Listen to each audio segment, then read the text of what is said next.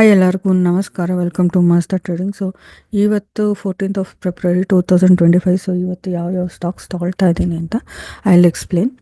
So ನಿನ್ನೆ ಏನಾಯಿತು ಅಂತಂದರೆ ಬಜಾಜ್ ಫಿನಾನ್ಸ್ ಇರ್ಬೋದು, ಮಾರುತಿ ಇರ್ಬೋದು, ಜಿಂದಾಲ್ ಸ್ಟೀಲ್ ಎಲ್ಲ ಅಪ್ ಟ್ರೆಂಡ್ ಹೋಗಿತ್ತಲ್ವ.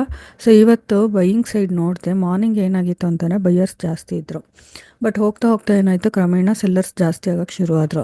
ಸೊ ನಾನು ಮತ್ತೆ ಸೆಲ್ಲಿಂಗ್ ಸ್ಟಾಕ್ಸ್ನ ಅನಾಲಿಸಿಸ್ ಮಾಡಿದೆ. ಸೊ ಫಸ್ಟ್ ನೋಡಿ ಬೈಯಿಂಗ್ ಸ್ಟಾಕ್ಸು ಬೈ ಮಾಡಿದ್ದೀನಿ. ಜಿಂದಾಲ್ ಸ್ಟೀಲ್ ಆಗಿರ್ಬೋದು, ಮಾರುತಿ ಆಗಿರ್ಬೋದು.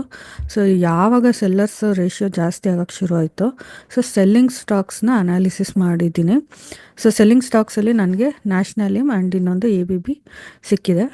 ಸೊ ABBದು ಎಷ್ಟು ಟಾರ್ಗೆಟ್ ಇನ್ನೂ ರೀಚ್ ಆಗಿಲ್ಲ. ಇಲ್ಲಿ 4967ವರೆಗೂ ಟಾರ್ಗೆಟ್ ಇದೆ. ಸೊ ಅದಿನ್ನೂ ರೀಚ್ ಆಗಿಲ್ಲ. ಸೊ ಅದಕ್ಕಂತ ABB ಬೈ ಮಾಡಿದ್ದೀನಿ. ಸೊ ನ್ಯಾಷನಲಿಯಮ್ ಕೂಡ ಡೌನ್ ಟ್ರೆಂಡ್ ಹೋಗ್ತಾ ಇತ್ತು ನೋಡಿ. ನ್ಯಾಷನಲಿಯಮ್ ಕೂಡ ಡೌನ್ ಟ್ರೆಂಡ್ ಹೋಗ್ತಾ ಇತ್ತು. ಅದಕ್ಕಂತ ನ್ಯಾಷನಲಿಯಮ್ ಕೂಡ ಒಂದು ಆಪ್ಷನ್ ಬೈ ಮಾಡಿದ್ದೀನಿ. ಸೊ ABB ಆ್ಯಂಡ್ ನ್ಯಾಷನಲಿಯಮ್. So this is all about the stocks I have taken for today. ABB is minus 2.99% down, and Nationalium is minus 3.81% down.